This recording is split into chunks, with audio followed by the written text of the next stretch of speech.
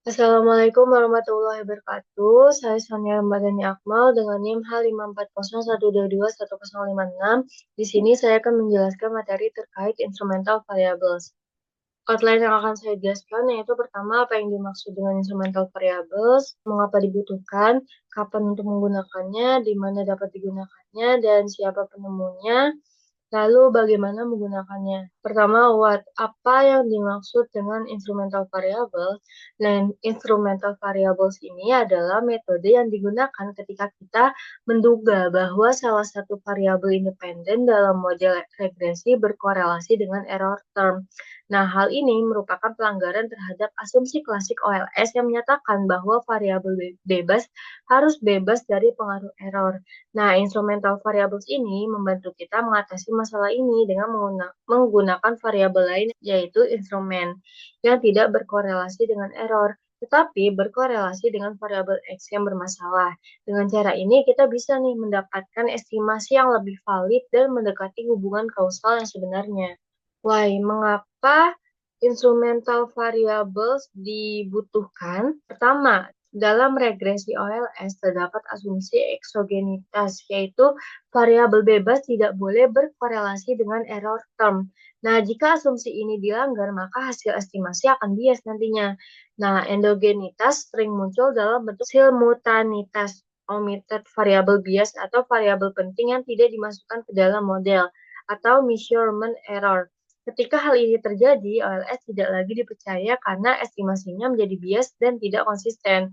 Yang ketiga, instrumental variables digunakan sebagai solusi untuk masalah endogenitas tersebut. Dengan menggunakan variabel instrumental yang relevan dan eksogen, kita bisa mendapatkan estimasi yang konsisten dan valid meskipun terdapat endogenitas di dalam model. When? Kapan instrumental variables digunakan? Nah, kita menggunakan instrumental variables itu ketika asumsi klasik regresi tidak terpenuhi, khususnya asumsi bahwa variabel bebas tidak boleh berkorelasi dengan error. Biasanya ini terjadi saat ada variabel yang tidak diamati, yang mempengaruhi baik variabel independen maupun dependennya. Bisa juga terjadi jika ada reverse causality di mana variabel X memengaruhi Y, tapi Y juga bisa memengaruhi X. Dalam kondisi ini, metode OLS tidak bisa memberikan hasil yang bisa diandalkan dan disinilah instrumental variables digunakan. Nah, contohnya nih, estimasi pengaruh pendidikan terhadap pendapatan, yang dimana pendidikan bisa dipengaruhi oleh faktor yang juga memengaruhi pendapatan, seperti kemampuan atau latar belakang keluarga. Where, di mana instrumental variables itu digunakan? Nah, instrumental variables dapat digunakan pertama di penelitian ekonomi terapan. Nah, instrumental variables ini sering digunakan dalam studi-studi empiris yang menganalisis data dunia nyata seperti dampak pendidikan terhadap pendapatan atau efek pajak terhadap konsumsi. Lalu dapat digunakan juga di model ekonomi mikro dan makro yang mana digunakan untuk menganalisis perilaku individu atau rumah tangga. Sedangkan dalam ekonomi makro digunakan untuk menganalisis kebijakan fiskal dan moneter seperti dampak suku bunga terhadap inflasi atau pengangguran. Dapat juga digunakan di pasar dan perilaku konsumen yang mana untuk memahami bagaimana konsumen merespon perubahan harga atau promosi, ini juga membantu perusahaan atau pemerintah memahami efektivitas strategi pemasaran atau regulasi. Yang terakhir, dapat juga digunakan untuk mengevaluasi kebijakan publik.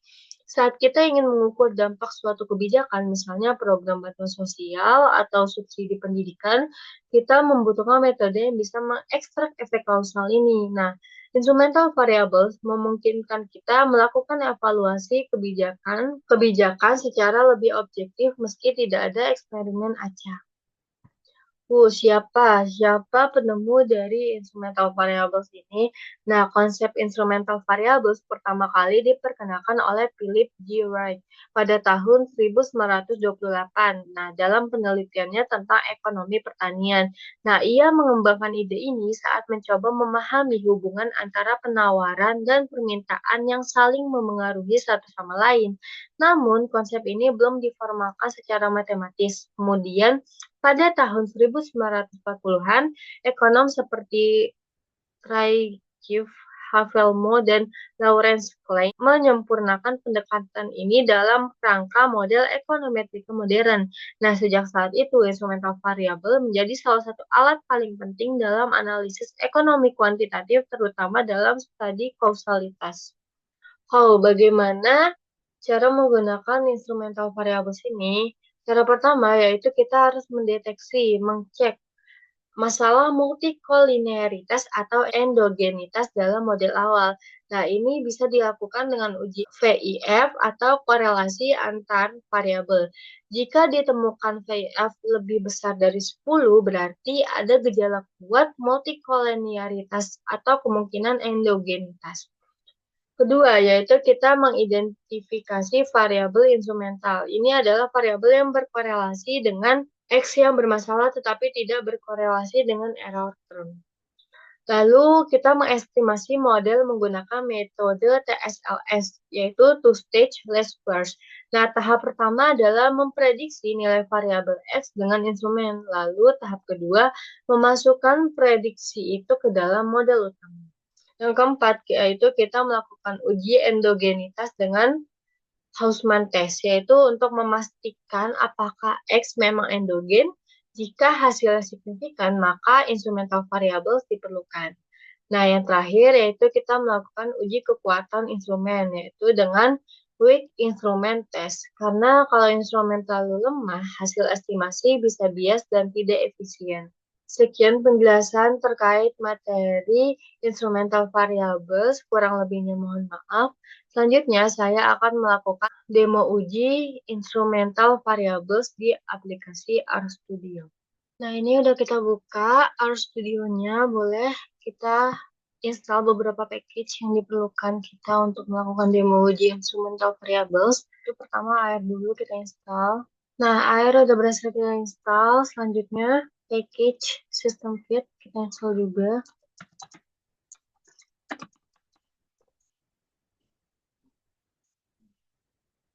Nah, system fit juga sudah berhasil. Dua package itu jangan lupa kita centang.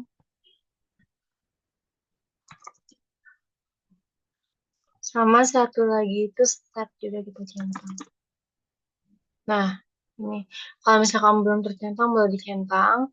Selanjutnya kita bakal input datanya. Boleh ke file, import dataset, terus from Excel. Di sini boleh langsung kita browse saja.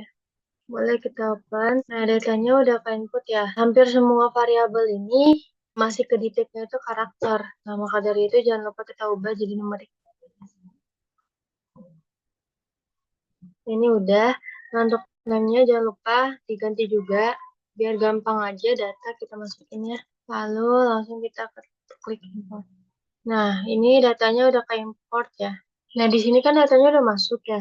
Nah, kita mau mastiin nih, apakah data ini benar udah ke detect atau belum, udah ke import atau belum. Boleh kita run ini, melihat struktur datanya. Nah, di sini sudah masuk ya, ada GDP, Counts, KS, NX, XR, IHSG, dan NS-nya. Nah, selanjutnya kita bakal mengspesifikasi model dari data kita. Nah, di sini saya bakal ngelakuin step OLS dulu. Boleh masukin rumus ini, LM1 sama dengan LM. Dan di sini udah saya masukin ya, di yang awal ini dependent variable. Ada variabel endogen, exogen, atau independen, dan ada data instrumen variabelnya juga. Jangan lupa di sini koma, spasi, data sama dengan di sini boleh masukin nama data teman-teman yang teman-teman input tadi. Boleh langsung kita run yang ini. Nah, bisa kita lihat ya hasil dari spesifikasi modelnya. Kita lihat yang bintang-bintang itu adalah variabel yang signifikan terhadap GDP. Di sini ada KS dan IHSG yang mana nilai p-value-nya itu lebih kecil dari 0,05. Di sini dapat kita lihat untuk nilai multiple R-square-nya. Artinya model ini menjelaskan sekitar 69,95% variasi dari GDP. Nah, untuk nilai p-value-nya itu 1,03 artinya secara keseluruhan model ini dikatakan signifikan. Nah, karena tadi udah keluar hasil model spesifikasi dari LM1, nah selanjutnya kita bakal lihat nih nilai koefisien dari LM1-nya. Boleh masukin rumus ini, lalu langsung kita run. Nah, di sini bisa kita lihat ya, hasil nilai koefisiennya yang mana. Nah, nilai konstnya itu 0,08, yang artinya jika konsumsi naik 1 unit, maka GDP akan naik sekitar 0,0897 ini. Lalu untuk KS-nya itu, jika konsumsi sektor pemerintah turun 1 unit, maka dari itu GDP akan naik sekitar 0,018 ini. Lalu nilai NF-nya itu kecil ya, hampir tidak berpengaruh. Tapi untuk XR ini, jika nilai itu kan naik satu satuan, misal rupiahnya melemah nih, nah GDP akan turun sekitar 2,268 ini. Jika IHSG-nya itu naik 1 unit, GDP akan naik sekitar 35,066. Dan terakhir, NS itu pengaruhnya sangat kecil terhadap GDP.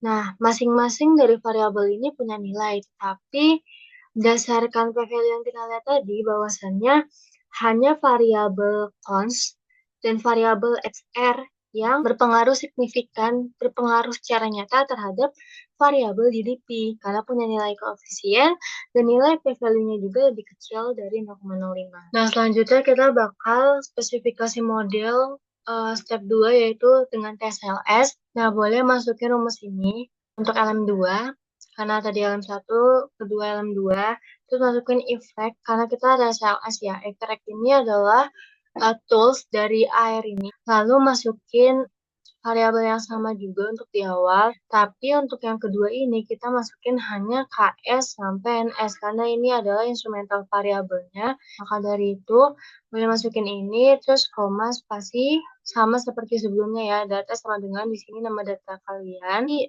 summary aja LM2-nya untuk melihat hasil spesifikasi modelnya. Kita run. Dari hasilnya bisa kita lihat untuk nilai p-value-nya itu yang memenuhi hanya intercept ya. P-value-nya itu kurang dari 0,01, maka secara keseluruhan model ini dikatakan signifikan. Setidaknya ada satu variabel yang secara statistik punya kontribusi terhadap model. Lanjut ke step selanjutnya. Nah, stepnya juga sama, kita bakal melihat nilai koefisiennya. Di sini kita bisa lihat kontribusi masing-masing variabelnya. Yang pertama intercept atau konstantanya itu.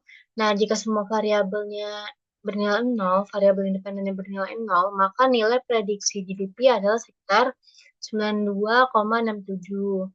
Lalu untuk cons-nya atau konsumsi, setiap kenaikan satu cons akan meningkatkan GDP sebesar 0,1078 satuan. Lalu untuk KS itu punya pengaruh yang negatif ya terhadap GDP, artinya kenaikan satu KS diperkirakan akan menurunkan GDP sebesar 0,0322 satuan. Lalu untuk net exportnya juga pengaruhnya sangat kecil. Lalu untuk NX-nya itu pengaruhnya sangat kecil ya, namun positif terhadap GDP karena nilainya di sini positif ya NX-nya. Lalu nilai XR-nya, nilai tukar, minus 2,561, yang artinya kenaikan satu satuan nilai tukar akan menurunkan GDP sebesar 2.561 satuan. Dan untuk IHSG juga, di sini nilainya positif juga. Untuk IHSG juga nilainya positif ya. Kita lanjut ke step selanjutnya. Itu kita boleh melihat nilai dari F statistiknya. Pertama M1 dulu, kita run. Lalu LM2. Nah, di sini boleh masukin rumus summary LM1, F statistik, lalu masukin juga linear hipotesisnya itu juga LM1 yang mana kita akan menguji. Namanya uji Wald. Uji Wald ini gunanya untuk melihat apakah variabel independen itu punya pengaruh terhadap variabel dependennya. Nah, di sini untuk semua koefisien variabelnya itu 0, yang mana bahwasannya tidak ada pengaruh secara simultan. Artinya hipotesisnya kita gunakan adalah hipotesis 0. Nah, hasil yang dicari dari fungsi linear hipotesis ini akan menghasilkan F statistik dan p-value yang digunakan untuk menilai apakah kita menolak H0 atau tidak. Boleh kita run. Di sini bisa kita lihat untuk nilai p-value-nya itu lebih kecil dari 0,05 ya. Yang artinya adalah kita menolak H0, artinya ada pengaruh simultan yang signifikan di model tersebut. Kita boleh langsung cek yang LM2-nya. Di sini jangan lupa diubah LM2. Dan linear hipotesisnya kita pakai LM1, karena tadi kita tes juga dari awal itu LM1 yang signifikan terhadap modelnya. Boleh kita run yang ini. Nah, di sini bisa kita lihat untuk nilai p-value-nya juga sama, lebih kecil dari 0,05 ya. Maka dari itu, model ini signifikan. Selanjutnya kita akan mendeteksi endogenitas atau menguji variabel melalui WU-Hausmann test. Nah, di sini kita pakai yang LM1. Boleh masukin summary LM1 diagnostik sama dengan true. Boleh langsung kita run. Nah, ini hasilnya untuk p-value-nya yang signifikan ada intercept, const, dan XR. Yang artinya const berpengaruh positif dan signifikan terhadap GDP. Lalu untuk XR juga berpengaruh tapi negatif dan signifikan tingkat signifikan 5%.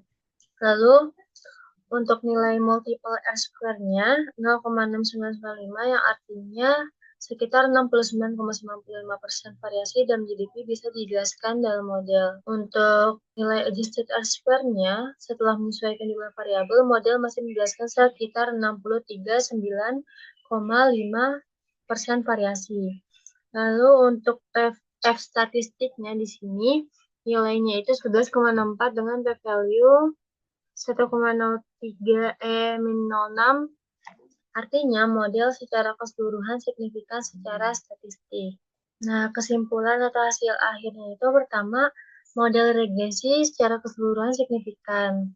Nah, variabel di antara variabel yang tadi hanya variabel const dan XR sebagai prediktor signifikan untuk GDP. Nah, variabel lain tidak signifikan meskipun masih bisa memiliki kontribusi secara teoritis atau dalam model yang lain. Untuk R-square itu cukup tinggi sekitar 70%, menandakan model cukup baik dalam menjelaskan GDP. Sekian demo uji instrumental variabel di aplikasi RStudio. Kurang lebihnya mohon maaf. Wassalamualaikum warahmatullahi wabarakatuh.